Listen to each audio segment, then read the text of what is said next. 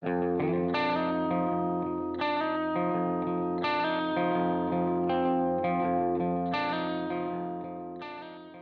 there, everybody. Welcome to another episode of the Cloud-Based Mayhem. Got a great show for you that's quite different than our typical stuff today with my good friend Bill Beninati. Bill lives down in Salt Lake City, so I drove down to visit him last week.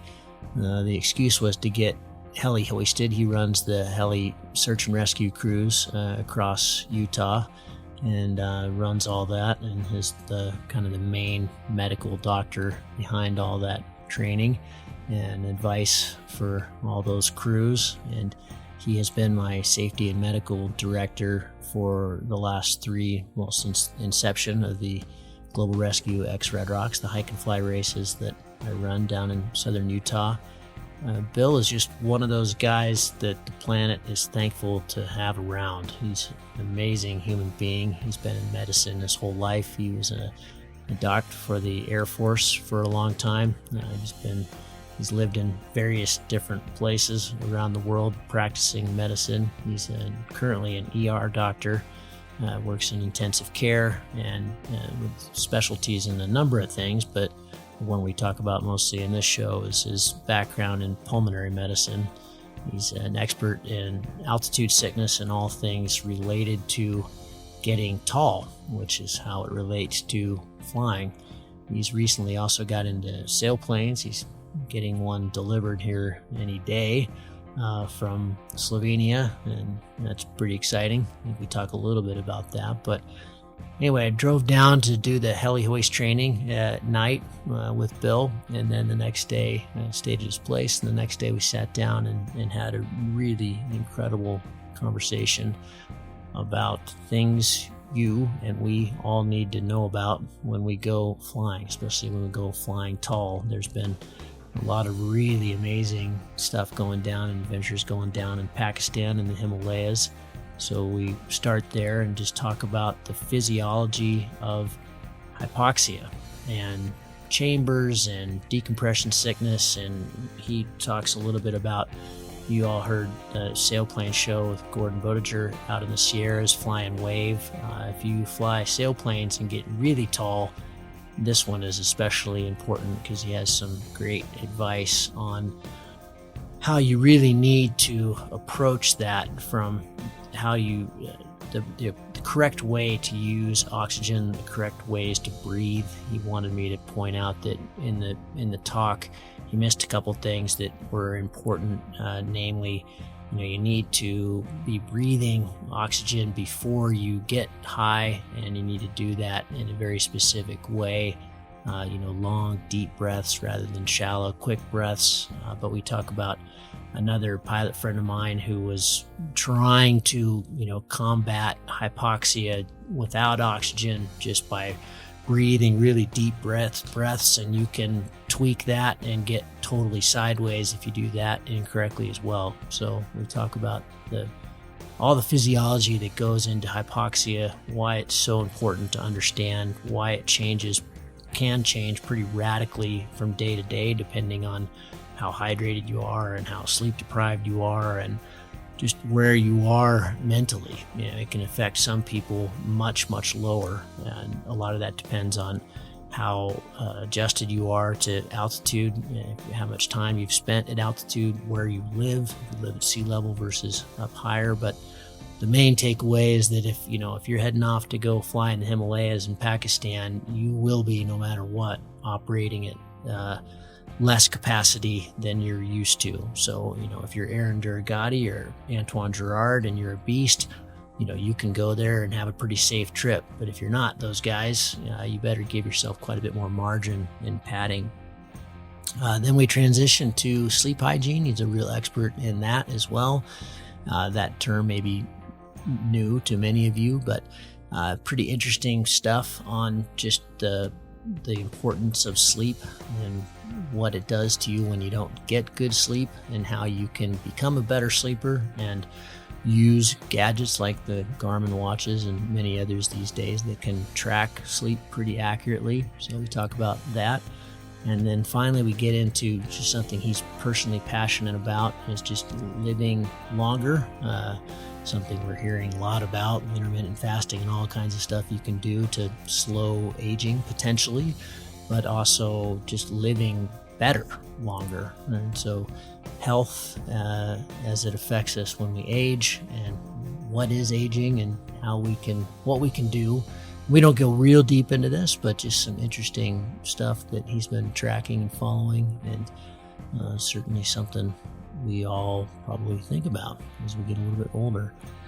Bill is incredibly articulate, incredibly giving with his time. He's an amazing human being, a very good friend, and he and I will be spending some time together here in a couple weeks after the Swiss PWC, doing a little bivvy flying in Europe for all of his very generous support of the show. So I look forward to doing that with him, and I'm glad to be able to bring you this talk with a very fine human being.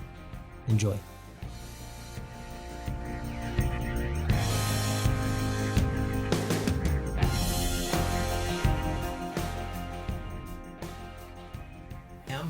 We have a lot of history together, you and I, and it's great to be sitting here in your office in Salt Lake and spending some time with you. And it's always a treasure to be able to do these live. So thanks for your hospitality, and thanks for being on the show. We've been talking about doing this for many, many years. It's good to finally get there. Yep. Thanks, Gavin. It's a privilege to be here. So we're going to talk kind of three main subjects. You call it sleep hygiene. Maybe we'll get into the definition of that and what it means. We're going to talk about hypoxia and oxygen, and your extensive background in studying altitude sickness and how O2 works and how our brains work when we're up high, and talk about health and longevity and what's going on in that space. Many people will be familiar with fasting and cold and heat and the things that go into this, and eating and nutrition, but you've got a great background on that. But why don't we give some people some perspective and some background? Your history is just beyond fascinating. It's amazing what you've accomplished in your life, and let's give people the resume version of what you've done and how you understand these topics so extensively. Okay, yeah, sounds good. So I am a physician with specialization in pulmonary medicine, critical care, sleep disorders, and flight medicine. I had a long career in the Air Force, started as a 17-year-old at the Air Force Academy, and if you string together that in medical school, I was in the Air Force for 29 years. So quite a bit of operational experience, doing those things that I just described. Again, in a clinical and operational setting. Now I am with a large non-profit health system here in Utah called Intermountain Health. I am the chief medical officer of what is essentially our virtual hospital. So it's a collection of capabilities that includes our telehealth programs, our medical transport programs, so air and ground. We operate about 60 aircraft for rescue and patient transport. We have a clinical command center, outreach, disaster preparedness. So that's my work here, and of course I still practice medicine. Great. And you're a longtime avid pilot, and so that's been the interest of the pulmonary side of your background, and the interest in hypoxia and stuff, has that been driven more by your time in flying paragliders and soon to be a lot more time flying sailplanes? Yeah, I guess I'd probably say both. Okay. Yeah, the two of them definitely go together. Plus, I went to college at 7,200 feet, would regularly travel as high as you can get in Colorado, 14,000 feet. So I kind of developed a personal interest. And I don't know, maybe that's what drew me more towards pulmonary medicine. Interesting. Let's talk about hypoxia. This is something that we talk about quite a bit here in the Intermountain West, because when we fly, it's pretty easy to get really tall.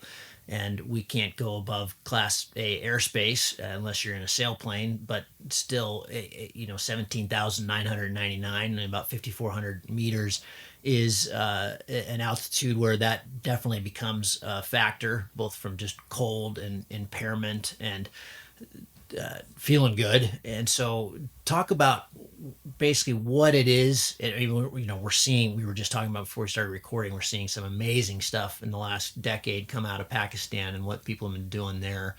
And obviously, starting way before that, but in terms of, mountaineering and just people playing up tall, what is it, and what does it do to us? Yeah, so oxygen is critical to our biologic function, right? Like there are metabolism, sustained metabolism depends on oxygen, and that's our physical performance and our mental performance. The atmosphere is 21% oxygen, and as you go up higher in altitude, the total barometric pressure goes down, and so what we term the partial pressure or the pressure of oxygen goes down, so you have less oxygen available for your metabolism. And we start to see physiologic effects as, again, this is for a sea level dweller, not acclimatized. You start to see physiologic effects as low as 5,000 feet of elevation, primarily affecting your night vision. That would probably be the first thing that starts to get impaired. And as you go up from there, the effects become more and more pronounced up to the point of unconsciousness. And in aviation medicine, we use the term time of useful consciousness. So if you take somebody and expose them to altitude, how long are they able to function effectively? And when you get up into, ranges that are easily reached in general aviation, 23, 25,000 feet, then you can start to measure time of useful consciousness in minutes. You may still be awake and responsive, but you'll be confused and unable to operate an aircraft. So one of the things that's true about hypoxia is the symptoms can be insidious, right? A person may not know that they're developing this. And this has led to a number of serious aviation incidents. Many of you may have heard of the beloved golfer Payne Stewart, right? Yeah, yeah. And he died because the, small jet aircraft he was in had a loss of cabin pressure that went unrecognized, and everybody fell asleep and died a hypoxic death. And the airplane flew uncontrolled across the country until it, crashed in the Dakotas, with everybody on board. And there have been a number of other incidents. When you look at careful military and NTSB records, literally thousands of incidents. So one of the things that I went through many times in the military is hypoxia training. And some of this is training you how to deal with the oxygen systems you'll use in flight. And some of this is to help you learn those symptoms. And we do that now. Actually, here at Intermountain, we have a hypobaric chamber, and we'll put lifelike crew members inside there and make them progressively hypoxic, and we'll have them do little simple neuropsych testing so they can see the extent to which they're impaired, and we have them specifically write down what symptoms they're feeling so that if that were to occur while they're flying in an aircraft taking care of patients, they would recognize those symptoms themselves and say, hey, we need to check out if something happened in the aircraft. Because it does. These aircraft systems fail and you get hypoxic.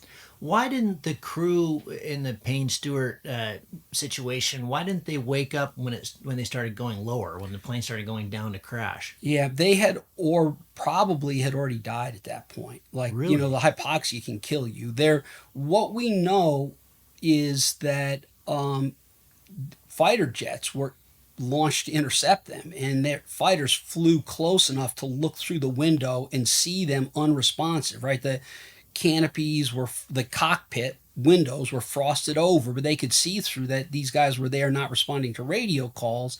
And on the cockpit voice recorder, they just stopped talking. So Wow. probably at that point they'd had enough hypoxic exposure that their time of useful consciousness turned into coma and potentially turned into death. Wow. So a couple of just personal experiences, and I thought it'd be instrumental to have you kind of walk through what happens. The first time that I'm aware of hypoxia being a factor was late teens. I was down in Bolivia hiking in the Andes, and there was three of us. And as we got higher, we hadn't done much acclimatization. We were not mountaineering. We weren't. It was nothing technical. We were just going for a hike, and it was day two, and three of us got what I would call hypoxia because we all got silly, but in different ways. I was kind of a goofball and just basically a cartoon character. The buddy I was with got really just mopey and sad and pissed and didn't like anything or anybody. I don't remember, there was a girl with us too. I don't remember, but it was very interesting to me, especially in retrospect, to look at this and go, "Wow, that." And we had no idea what was going on. We were young and stupid, but it was interesting how it affected us differently. Yep, absolutely right. That's the reason that we do this hypoxia training, for you to learn your own symptoms, and how they affect you. And then part of the debrief, right, is what things did you observe in your other crew members, and that just gets you more attuned. Again, in a hiking environment, so what? Then you turn around and come back down again. In an aviation environment, that could be a really big deal, flying around weather. And so yeah, that's literally part of what we're going after, is how do you not only recognize in yourself, but recognize that your crew members are behaving differently, and then index that to hypoxemia. The becoming stupid is an interesting one. The second time I really noticed it was on a big flight at home in Idaho. I was flying with Nate Scales, who you know, and we were flying with oxygen, and we were pretty deep in Montana at this point, and I was a little bit ahead of him, and he called me on the radio. Where are you? And at the time I was pretty tall, somewhere 16.5, 17 grand or something. And I responded in what I thought was intelligible English. And he said, "What? Say that again." And I said, "Well, here I am at whatever I was." And he said, "Gavin, you sound like a 4-year old." And first I thought, "Oh, it's my visor. My visor must be down and it's messing up my microphone. The air's coming in a weird way." And I went up to reach up to open my visor, and it was already open. And then I went, "Uh-oh." And then I very painfully tried to go, "Hi, Nate, this is Gavin." And he said, "You sound like a moron." And then I realized, wow, I've been flying around for I don't know how long, having no, I didn't, it struck me that suddenly I thought, "Oh, I'm paragliding." I had just been looking around at the scenery, just kind of on autopilot, Yeah. I guess. And thankfully, in doing all of that, just wandering around in the sky, I got lower and realized, and then it started being able to think again a little bit more, and realized, oh, my O2 tank's out. It had been a long flight, and I'd sucked it all down, and I just thought I was completely fine. I had no idea that I was operating so impaired. I couldn't even speak. Yep. Absolutely classic. That's what happens. You get hypoxemia, or that's low oxygen in your blood, hypoxia, and it causes impairment of your brain. And it can happen. There are individual susceptibility factors that can vary from day to day. One of the first things, the Air Force, alcohol and flying are really closely tied together, right? Pilots can drink like nobody I've seen. And so a lot of the early research looked at the interactions between alcohol or prior alcohol consumption in your susceptibility to hypoxemia. And so, for example, if you had a few more drinks the night before, that can affect you the next day.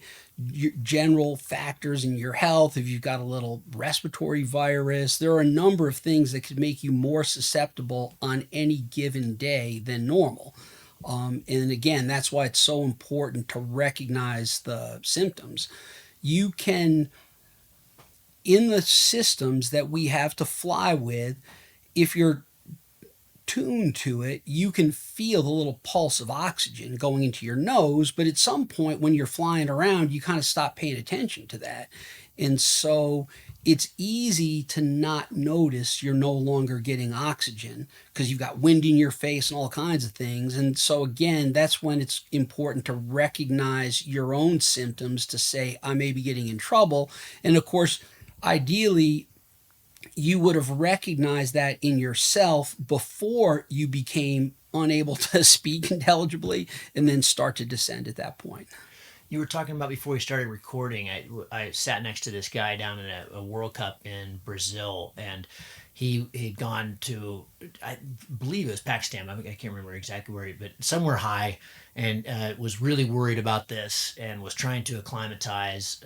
They were in an area that I guess didn't have oxygen available or tricky to get it, whatever.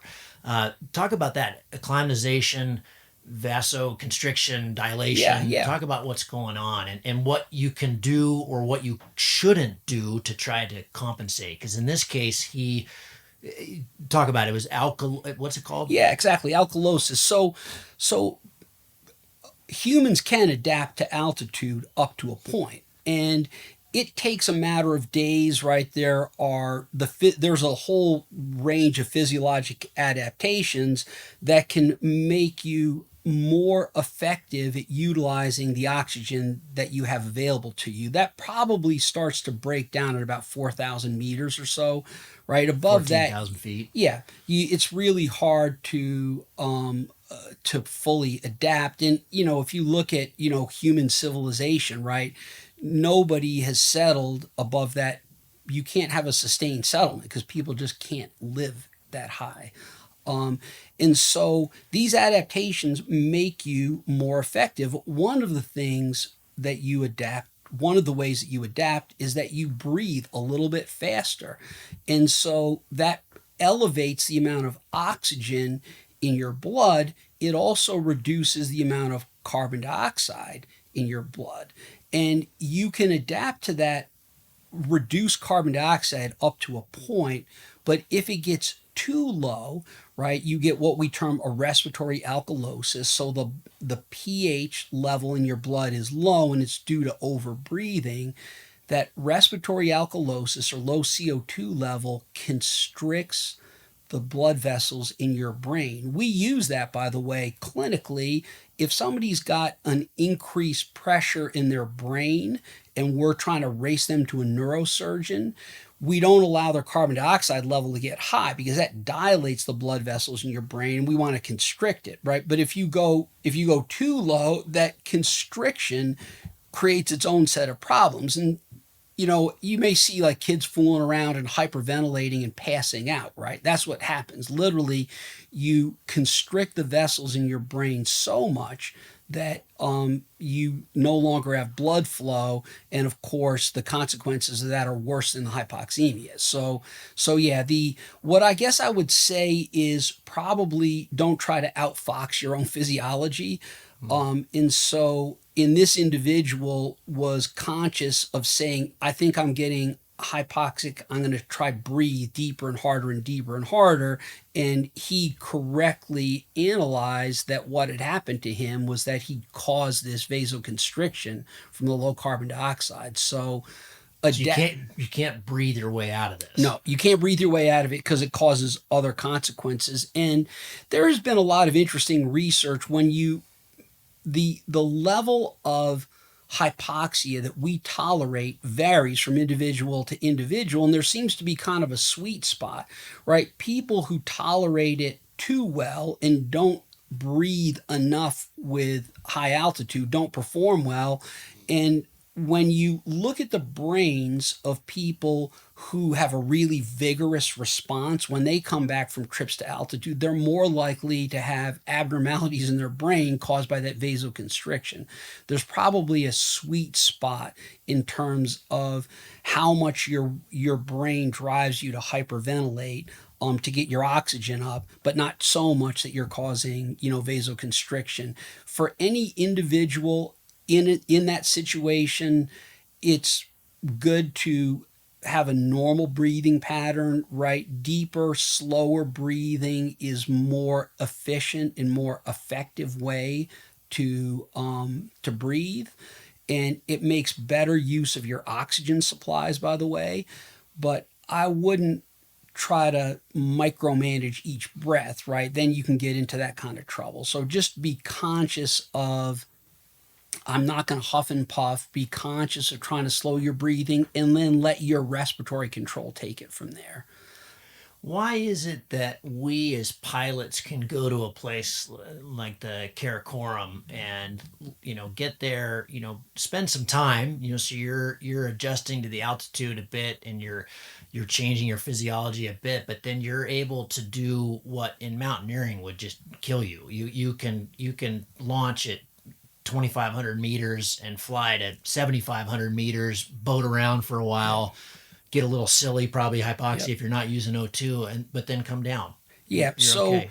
you to do that, your skill level has to be greatly in excess of the skill level that's required to do that flying. And there's no question, even this has been very carefully studied in both in an aviation setting, right? Doing what we call neuropsychological testing in the chamber. What we do for my little course is pretty basic stuff, but this has been done in a very careful, structured way. Even well adapted people, when you get to the kind of altitudes you're talking about, you're clearly impaired. There's no adaptation that's going to make you overcome that. And so, for the people who do the kind of things you're talking about, they showed up with a lot more capacity than they needed to make that flight. Mm. And so, if you're as it is with so many things in life, if you're pushing yourself on hypoxia, you probably better not be pushing yourself on your skill level too, because then you're going to get into trouble. And so, again, the pilots who do this are very highly experienced, highly skilled pilots that are not near their limit of what they can accomplish. So what you're saying really is you can't take, if you're a 300K FAI pilot in the Alps, you can't just map that onto doing the same Right. thing in Yeah. Pakistan. You've got to have a lot more margin. Would that be a good way to Yep, describe exactly it? right. Yep, your physiologic margin has to be a lot higher because you unavoidably are impaired. You may think you're not impaired, you're impaired at that level, and it's been Period. nailed down. Yeah. Um, But a person who, my friend Ben Abruzzo, who spends a lot of time in Santa Fe working at the ski resort, he lives at, I think, just shy of 13,000 feet, 5 or 6 days out of the week, and all winter. He's better prepared in a sense physiologically to fly at higher altitudes than somebody who's living at sea level. Yep, absolutely right. There all of these adaptations that occur in your body. You grow more red blood cells, so you have more oxygen carrying capacity. Your physiology adapts to you hyperventilating slightly at all times. There are changes in your blood that allow you to unload oxygen in your tissues more effectively, right? He has had all those adaptations, and that's going to allow him to go higher longer than if somebody just came up from sea level. So those, no question, those adaptations help a lot. But at 6, 7, 8,000 meters, those adaptations are overwhelmed. And then you're relying on either you're bringing oxygen with you, or you've got skill that's well in excess of what the task calls for, because you will be impaired. We did a podcast too. You reached out as soon as you listened to it, which was immediately Gordon Bodiger, who has Yeah. been doing these amazing sailplane record flights out in the Sierras, flying in wave, and very frequently cruising around for hours. I mean, in that case, 17 hours using night vision goggles and stuff. If you haven't heard that show, you got it. It's amazing. But you immediately reached out and said, "Hey, if you go with him, because I've hopefully got an open Yeah. invite to Yeah. go out with Gordon and go flying. Here's what you got to do." Yes. And there was a story in there about his buddy that Yes. stole an airplane. So talk about that. Yes, yeah. So this is decompression sickness, right? For people who are scuba divers, understand the concept of decompression sickness well. What happens is, the atmosphere is about 78% nitrogen. That nitrogen is dissolved in your tissues, it's dissolved in your blood. As you go up in altitude and the pressure goes down, that nitrogen comes out of solution, and it can come out of solution in your tissues and form little micro bubbles, and those micro bubbles cause a disease called decompression sickness. Again, well understood by scuba divers, because when you're down at depth you dissolve a lot more nitrogen and it comes up very readily, but it absolutely can happen in flying too. Probably, depending on susceptibility factors, as low as 18,000 feet, you can start to get decompression sickness. It's pretty uncommon below about 25,000 feet. Above that, it definitely occurs. And so, again, paragliders in general would not likely be flying at those kind of elevations unless they're doing something special. But sailplane pilots, absolutely. You can get clearance from the FAA to go that high, and you are at risk of decompression sickness. And it's a big deal. So, the story he told, one of his friends had an episode of decompression sickness that disqualified him from becoming a Navy pilot. And so he decided he was going to be a Navy pilot anyway, so he stole an aircraft. What an incredible story. But the point is that decompression sickness happens, and it's just like what you would experience diving, right? You get the bends or joint aches, you can get skin changes. It's a crawling, burning, itching sensation. You can get a rash, and you can even get neurologic symptoms. The prevention for that is pre-breathing oxygen. And if you saw the Top Gun Maverick movie, right, there's a scene before his flight where Maverick is on a tight sealed oxygen mask running on a treadmill, right? So if you just pre-breathe oxygen, over the course of about 30 minutes, you will start to clear a lot of the nitrogen out of your body, because every time you exhale, nitrogen leaves, and every time you inhale, you're bringing in pure oxygen. And so, out of your pulmonary and blood compartments, you can clear a lot of the oxygen. And for short exposures to altitude, that will carry you through. What is short? Individual variability, but maybe, you know, 20, 30-minute altitude exposure, you're probably going to be safe from getting decompression sickness. For longer exposures, like you have flying those kind of aircraft, that's not enough. And so you have to do special efforts to clear nitrogen from the other compartments. So what I said is to tilt the odds in your favor. If you're going to go into one of these kind of wave flights, not only do you have to prevent hypoxia by taking oxygen, you want to clear as much nitrogen from your body as possible beforehand. And that's breathing on as closely sealed a mask as you can get, pure oxygen, before you even start to ascend. When you do this in the military, for example, when we did this, you a single break in the system, you've got to restart your clock, right? And so, for example, if we're disconnecting our mask and reconnecting it, you hold your breath at full inhalation, disconnect, reconnect, and start breathing again. Because any nitrogen you get in, and then you have to start the process over again. And what happens if you don't? Yeah, then you increase your risk for decompression sickness.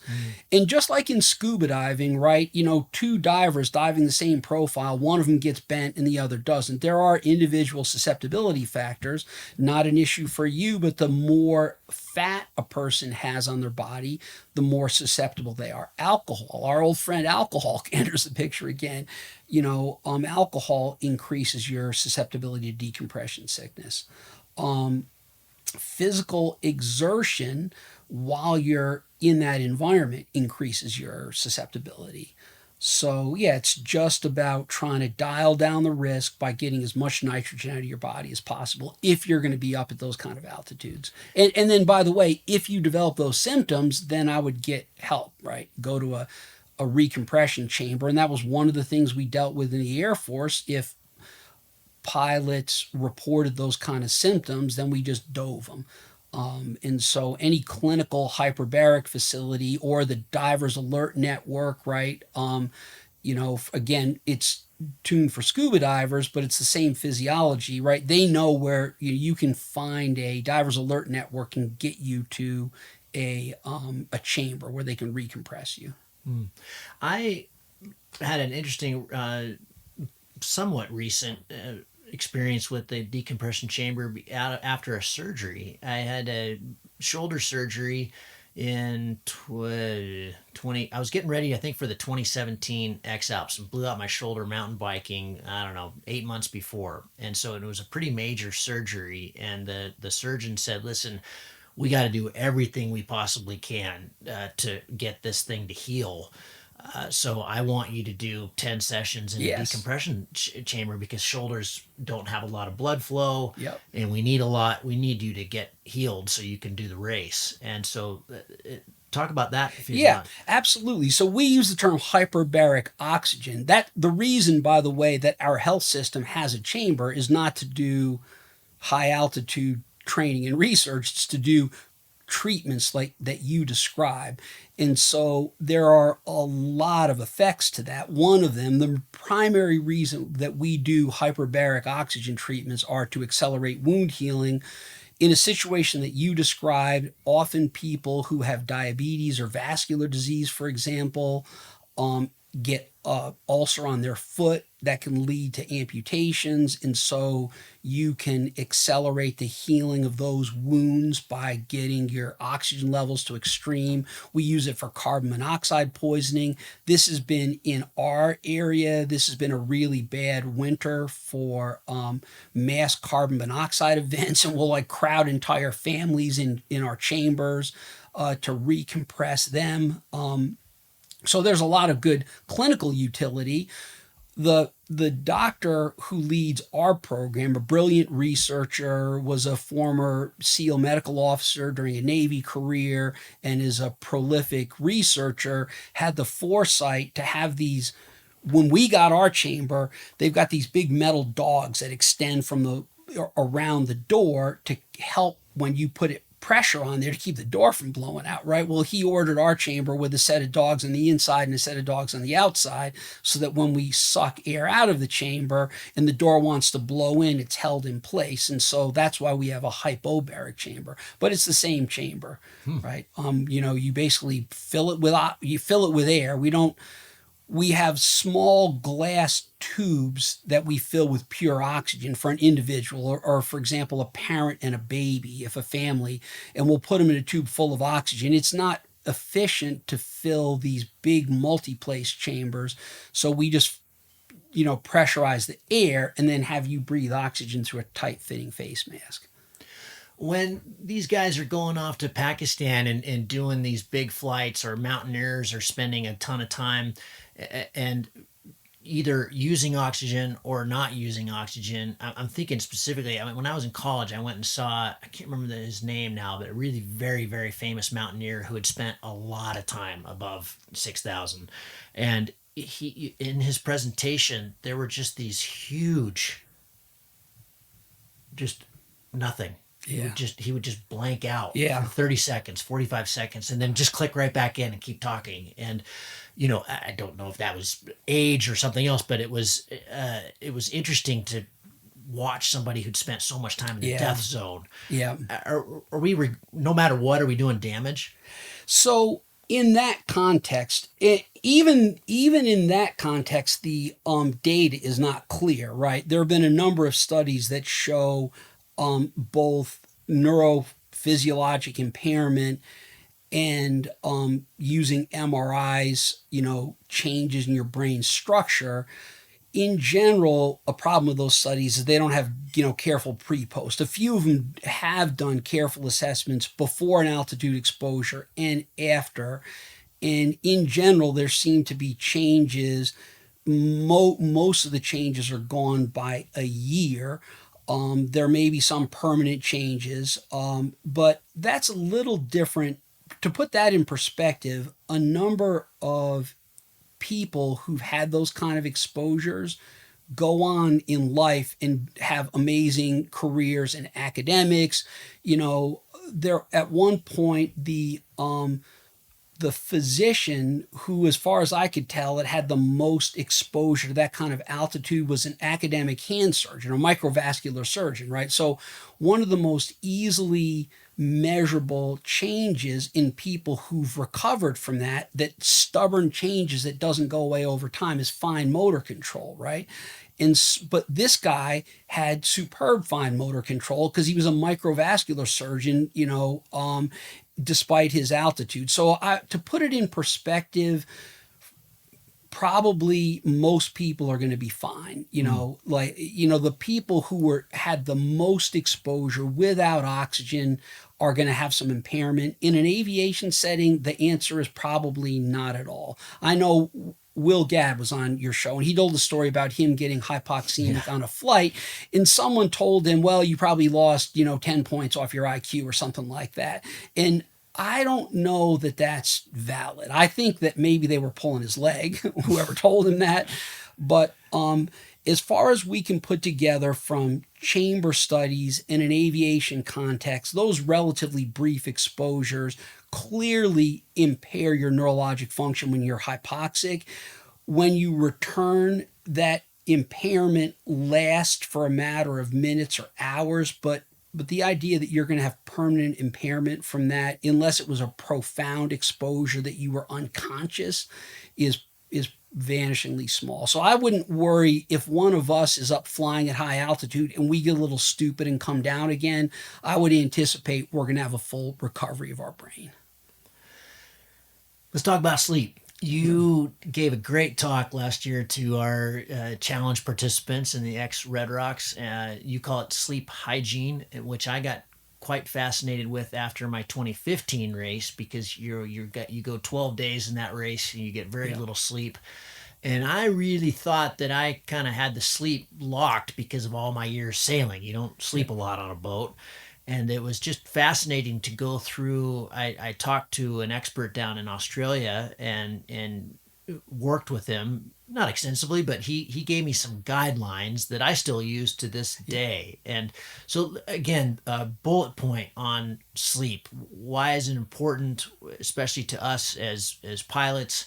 What does it do in terms of impairment when you don't get good sleep? You know a lot about sleep. Let's talk about sleep. Yep, absolutely. So, again, sleep impairs you, and there's no escaping from that. And that physiology has been nailed down over and over again in careful studies in the lab. If you are impaired with sleep, your neuropsychological function, mood, your ability to learn new information, all of that goes down. You do not want to operate sleep deprived, and there have been a number of major disasters in society that have been linked to sleep and fatigue impairing somebody that was operating a nuclear power plant, operating an aircraft, right? It's a really big deal, and you don't want to play around with that. And so you want to approach that in a well-rested state. That term sleep hygiene was actually coined by Peter Howry, right, a great sleep scientist, and I had the privilege that Dr. Howry was my program director, and he's the person who taught me sleep disorders and sleep physiology. And there's a big faculty, but he was my primary mentor.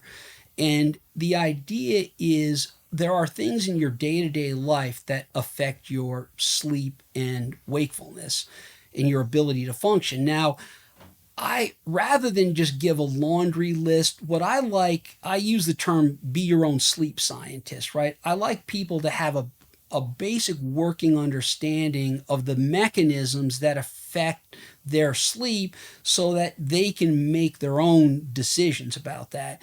And briefly, one of the factors that drives sleep and wakefulness, we call it process S, or a sleep homeostat. Homeostat is a term from physiology that means our ability to normalize some physiologic function or bring it back to a baseline. So there is a chemical in our bodies, in our brains, called adenosine. And the longer you're awake, the more adenosine builds up. And the more adenosine you have in your brain, the more likely you are to fall asleep, right?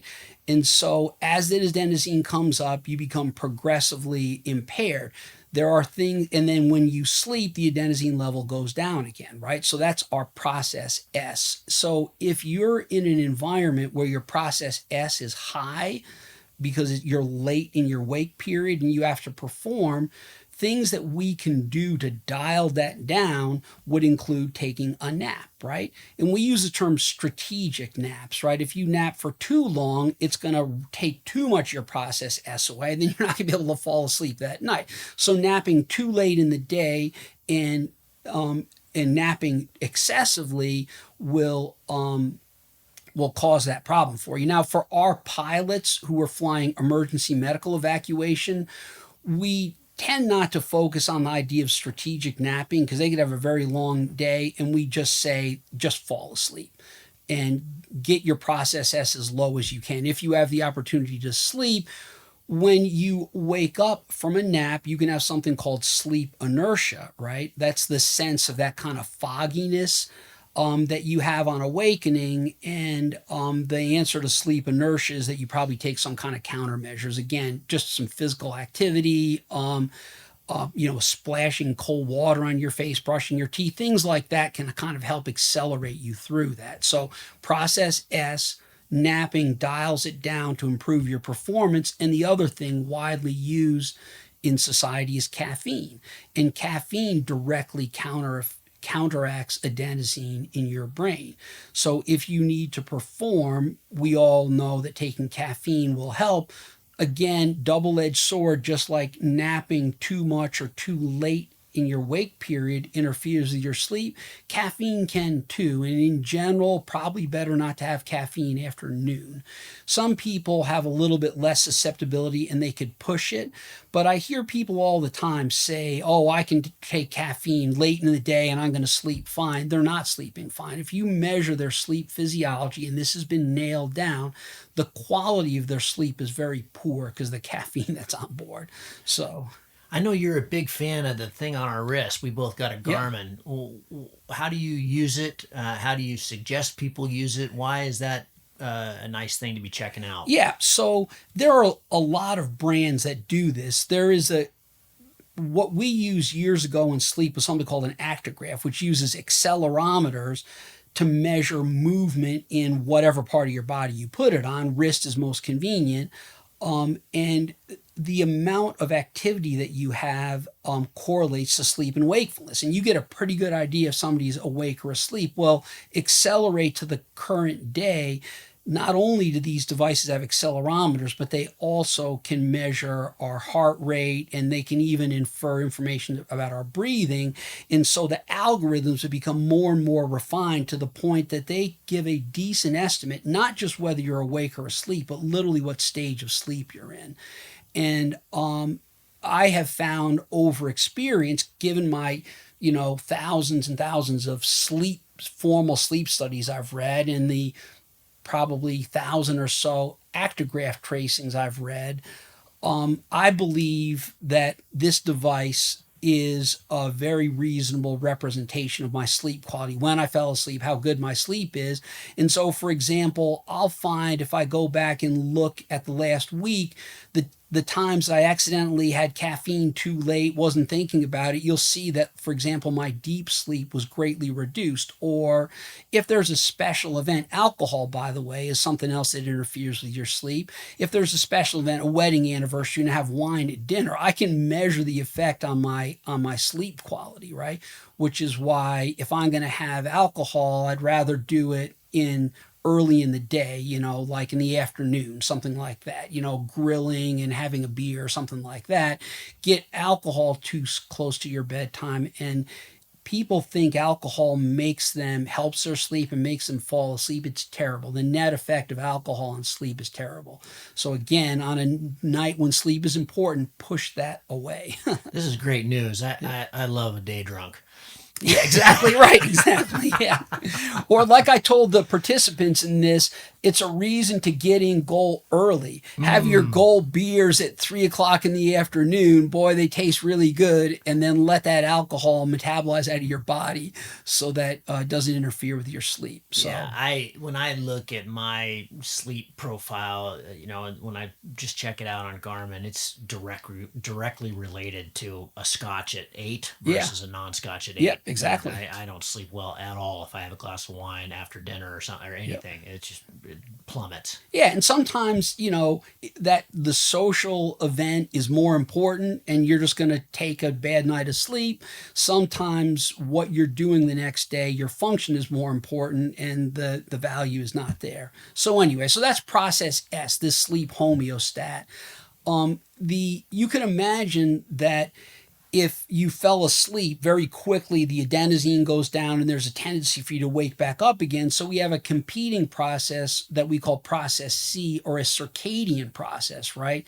And that is part of our brain physiology that controls rhythms, circadian, around a day, rhythms that occur around a 24-hour cycle. And that has a potent effect on your sleep, right? It's directly tied, for example, to shift work and jet lag. And if you want to have high quality sleep, it's important to pay attention to your circadian process. The main thing that affects our circadian process is light, right? It's like imagine if you had a set screw in your brain. It's like taking a screwdriver into that, turning that knob, that adjustment knob in your brain. Light at the right and wrong time of day can make a big difference. And one of the things in our society with electric lights, we're surrounded by light late in the evening, and that has the effect of slowing our clock down. So, for example, if the clock on the wall says it's 10 p.m., which should be your bedtime, right? Let's say that's, an ideal sleeper, and the sleep doctor's, idea of a perfect person is someone who goes to bed at 10 o'clock, takes about 20 minutes to fall asleep, and then wakes up at 6 a.m. or so without an alarm clock, feeling totally refreshed. So if you're on that cycle, adjust the numbers based on your own personal life. If the clock on the wall says it's 10 p.m., but you've been staring at screens and had a lot of light, that's going to slow down the clock in your brain. And the clock in your brain says, no, it's not. It's 8 p.m. It's good to go, right? And then on the other side of the night, the clock on the wall says it's 6, it's time to get up. The clock in your brain says, no, it's only 4, you should still be sleeping. And so the light messes with your circadian rhythm. On the other hand, light in the morning has the opposite effect. It speeds up. And one of the things that we recommend is in that first hour to hour and a half after your natural wake time is that you get a really bright exposure, like out outside. Now, do not burn your eyes looking at the sun, right? If the light hurts your eyes, then it's too much. What I say is go out on a sunny day and look at the horizon, away from the sun, right? Don't look at the sun. Look up at the sky on a bright sunny day, and even if it's cloudy, right? And I measure. It's easy to measure now in these days of having these amazing smart devices. You can, and I showed this in the talk for the challenge race, even on what looks like a cloudy day outside, the amount of light you're exposed to is much more than what you'd have inside. So yeah, in that early morning, whether it's really bright indoor light or natural outdoor light, that is a circadian anchor that helps keep you entrained and make your circadian process do what you want to do, which is to give you sustained wakefulness when you're supposed to be awake and sustained sleep when you're supposed to be asleep. So don't do things. Part of the sleep hygiene is don't do things that mess with your circadian physiology. Tell me about these people who say, nah, I don't need as much sleep. I'm fine. Yeah, it's almost certainly not true. We use the term short sleeper, and there are many people who claim to be short sleepers, but when you put them in the laboratory and you find out that they're not short sleepers at all, right? That they have, they're chronically sleep deprived. And when you put them in a lab, you'll see that they have tremendous amount of rebound sleep. And in a research setting, and this has been researched, people their neuropsychologic function improves when they get recovery sleep. So there are a few genetically predisposed short sleepers, but it's far less common than people think. But you're hitting on a very important point that chronic partial sleep deprivation, one of the effects that it has is people think they're okay. If you take one night of bad sleep, you're a good sleeper, and you have one really late, pull an all-nighter or something like that, the next day you know that you're impaired, right? Compare that to the end of a work week where you're constantly shorting yourself. You're getting 5 or 6 hours a night every night because you've got something big going on at work and you're trying to catch up, whatever. At the end of that week, you're thinking, hey, I feel pretty good. I'm doing okay. But if you do, neuropsychological testing, you're deeply impaired. And if you go to bed in the lab, you're going to have like wall to wall slow wave rebound sleep. And that's an insidious problem that you just need to understand your physiology, that chronic partial sleep loss is as bad as total sleep loss. And you got to find the time to take a nap or get a good night's sleep or use a countermeasure like caffeine to get your alertness back. I think Kriegel is someone who really understands this because he's been pushing as long as I've known him with the race. He's been pushing the organization to add sleep because he feels that it's just a recipe for disaster in the race when you go 12 days on limited sleep. Yep. So which this last race they kind of did. They allowed you to adjust your rest schedule and they added a half an hour. So he's made some gains there. But just to put it in perspective, when I spent some time with this gentleman in Australia who was like you and really understood sleep, and he basically at first he said, what are you doing, and what do we have to adjust for? And I explained the race, and he said, okay, what you have to do then is bank sleep. Yes. And that was something I'd never heard of before, and he made me feel quite good about it because he said, when he explained what it was, which you'll talk about, before the race, just sleep as much as you possibly can. I said, well, I'm not a very good sleeper. I'm not going to be able to do that. And he said, no, it doesn't matter. Just lay down. Yes, absolutely. Just relax. Just relax as much as you can. In the couple weeks before the race, just whenever you get a second, lay down. Yeah. Yeah, no, there's good science behind that. It's most used for shift work. And so, for example, this week, I worked all night, taking care of ICU patients all night on Monday night.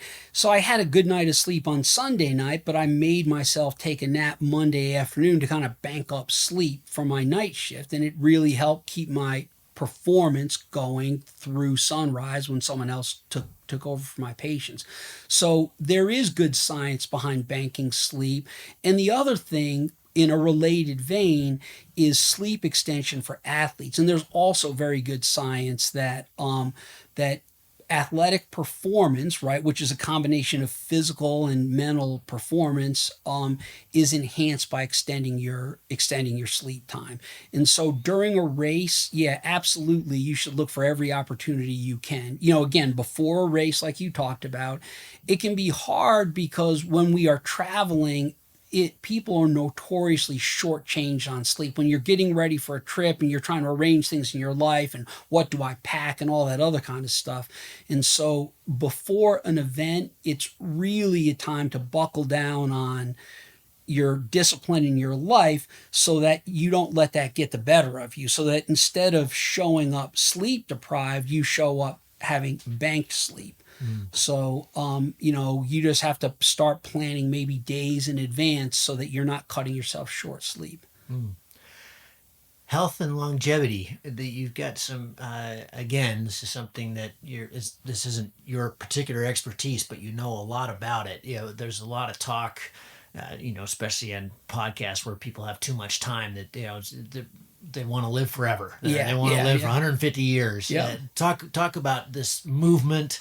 And what we can do to live better longer. Yeah, good. I think I certainly don't want to live forever, right? I've got my time on the planet, and when my time is done, I want to, it's time for me to move on and let other people have their time on the planet, right?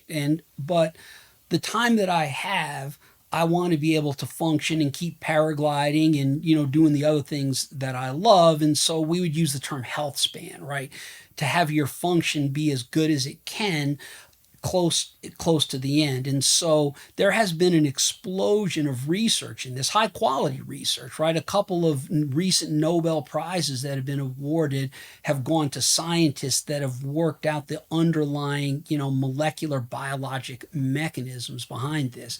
And so if you pay attention to this literature, you'll hear the term hallmarks of aging. What changes happen in our body with aging? And it turns out that much of that stuff is not only preventable to some degree, but even reversible.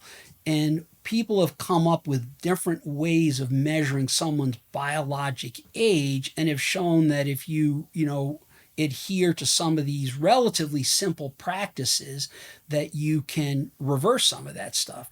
There are a lot of experts on this. The person that I listen to the most is David Sinclair. He's Australian. He's a professor of molecular genetics at Harvard University, and he's done a lot of this work. But there are many people. Walter Longo is a professor at USC.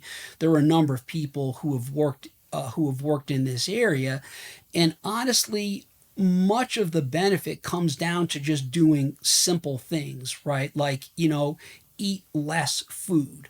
That already starts to make changes in your body that promote health span. Eat whole food, right? Not eating processed food, but eating whole food, right? You hear about the nutritionists say, your plate should be colorful, right? When you go through the grocery store and the vegetable produce aisle, get brightly colored stuff. Well, it turns out that what makes those vegetables brightly colored, and they're not like that until right before you harvest them, they sense changes in their environment that stress them. So they make chemicals to counteract that stress. And those chemicals, when you ingest them, do the same thing for you, right? So there's a whole list of biological compounds that are in those brightly colored foods that they did to protect themselves, that protect you, right? So nutrition, simple things with nutrition make a big difference. Moving your body, right? Getting up and doing physical exercise. Being sedentary is bad. Sitting is bad, right? If you go to my office at work, you'll see standing height desks, right? Like, the more time you spend sitting. When you exercise, some of it should be really high intensity exercise, and that promotes physiologic healing mechanisms. Sleep, we don't know that stressing yourself on sleep helps at all. So, to our best of our knowledge today, sleep deprivation probably doesn't trigger any. It's probably just bad for you. So maybe stress yourself on physical exercise. I wouldn't stress yourself on sleep. Just get good, high quality sleep as much as you can. Heat and cold exposure. The science on this is a little bit mixed at this point, but there is certainly a signal that deliberate heat exposure, like sauna use, can help promote some of these mechanisms. And it's a little muddier with cold exposure, but deliberate cold exposure probably does, as well.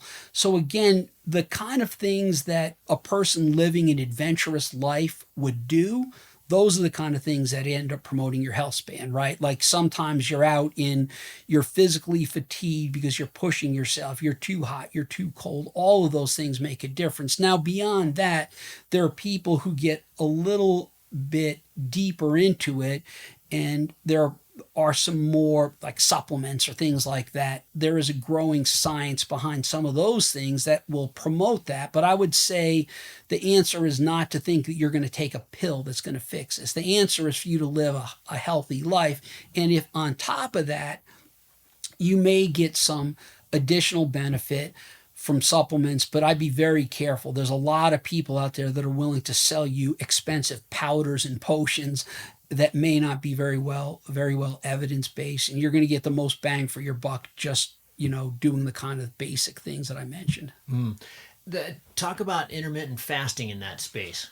Yeah, good. So one of the things, there is pretty good evidence that a number of benefits, of intermittent fasting, probably not necessarily for weight loss, right? I wouldn't promote that as a weight loss mechanism. In fact, I don't even like the term intermittent fasting because that makes it sound as if you're depriving yourself of something. A better way to term it, I think, is time restricted eating.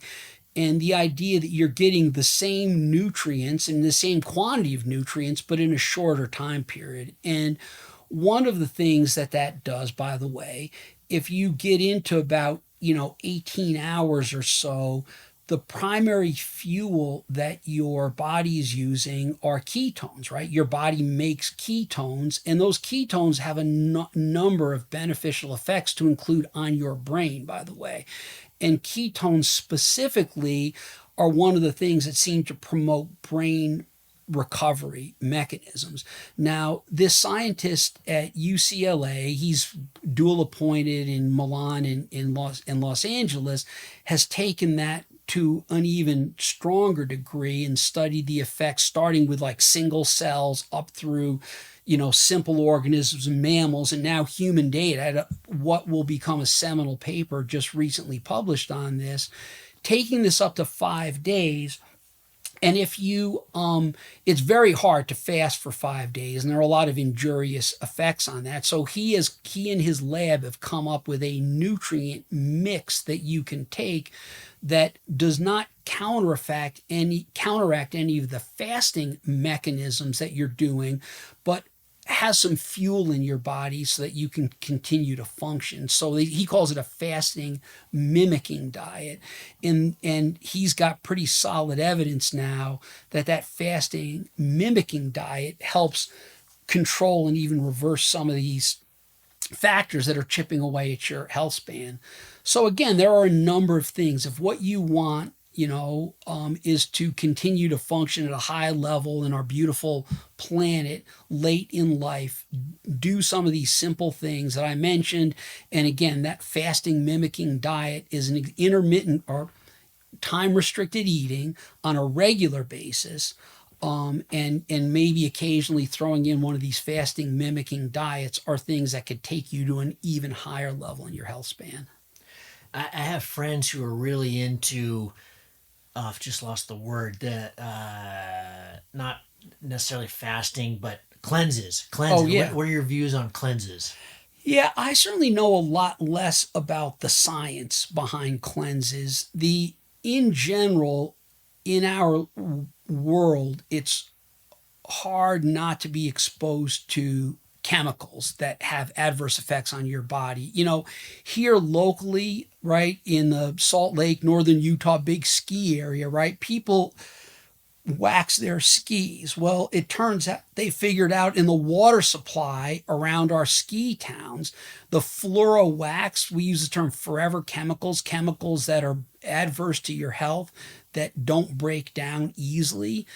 The water supply has these forever chemicals in them, right? PFAS. Yeah, PFAS, right. And it's coming from these fluoro ski waxes that people use that ends up in the water table and end up, filtering down through there. So when I think about cleanse, I think about, a conscious effort to get yourself away from that and allow your biologic mechanisms to clear as much of that stuff out of your body as possible. Now, some of these are fat soluble, and so the more fat or adipose tissue you have on your body, the more this stuff is going to accumulate. And so, again, one more reason to not have as much adipose tissue, because you can't accumulate so many of these chemicals. That's about as much as I could say about it. I don't know cleanse probably means a lot of different things to different people, but stay away from these chemicals as much as you can. Microplastics and nanoplastics are a big thing. Probably these ubiquitous water bottles maybe are not a good idea. Maybe get a metal or ceramic bottle and just refill it from your tap. Not only is it better for the planet, but it's probably better from you. So yeah, just a few simple things in life to help limit your exposure to the chemicals. And this gets back to the food, right? Eating whole food, probably organic food. There's been some effort to prove that organic food is somehow safer or healthier. The biggest thing that I focus on are, pesticides. And so I love blueberries, for example. And there's good evidence that blueberries are loaded with pesticides. So I don't try to eat everything that I eat is organic, but you better believe that grapes and blueberries that I have are organic because they're really susceptible to having pesticides that I don't want to have in my body. Whereas other things are far less susceptible to that, and then I'll just eat whatever. Consumer Reports, by the way, this last issue had a really nice rundown of which foods are which produce is the most susceptible to that, which I use to help me understand which ones I really need to get organic or not. Bill, fantastic stuff. We covered some great ground there. As always, I really appreciate you and what you've done in this community and our flying community and just the world community, just keeping people healthier and alive. And thanks for all your work. I know the COVID thing too was brutal for all of you in the medical space. So thanks for all you do. Yep. Thanks for what you do. I've often felt like people like you push the limits of free flight in such a way that you've opened up room for the rest of us, right? You guys develop techniques and training and push the limits of gear so that those of us who are like weekend pilots can do a lot more with this sport. And so thanks to you and thanks to the high-end athletes that are pushing our sport that make the recreation better for the rest of us. Thanks, buddy.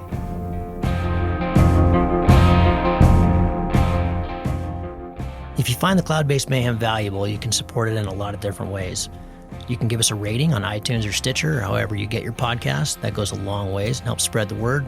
You can blog about it on your own website or share it on social media. You can talk about it on the way up to launch with your pilot friends. I know a lot of interesting conversations have happened that way.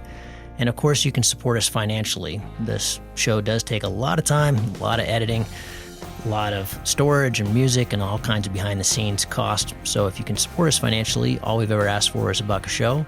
And you can do that through a one-time donation through PayPal, or you can set up a subscription service that charges you for each show that comes out. We put a new show out every 2 weeks. So for example, if you did $1 a show and every 2 weeks, it'd be about $25 a year. So way cheaper than a magazine subscription, and it makes all of this possible. I do not want to fund this show with advertising or sponsors. We get asked about that pretty frequently, but for a whole bunch of different reasons, which I've said many times on the show, I don't want to do that. I don't like having that stuff at the front of the show. And I also want you to know that these are authentic conversations with real people, and these are just our opinions, but our opinions are not being skewed by sponsors or advertising dollars. I think that's a pretty toxic business model. So I hope you dig that. You can support us. If you go to cloudbasedmayhem.com, you can find the places to support. You can do it through patreon.com/cloudbasedmayhem. If you want a recurring subscription, you can also do that directly through the website. We've tried to make it really easy, and that will give you access to all the bonus material, little video casts that we do and extra little nuggets that we find in conversations that don't make it into the main show, but we feel like you should hear.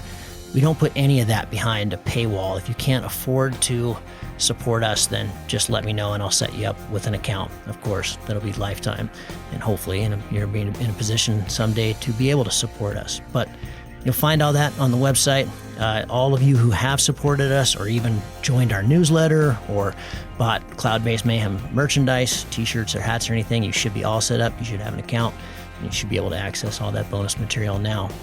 Thank you so much for listening. I really appreciate your support, and we'll see you on the next show. Thank you.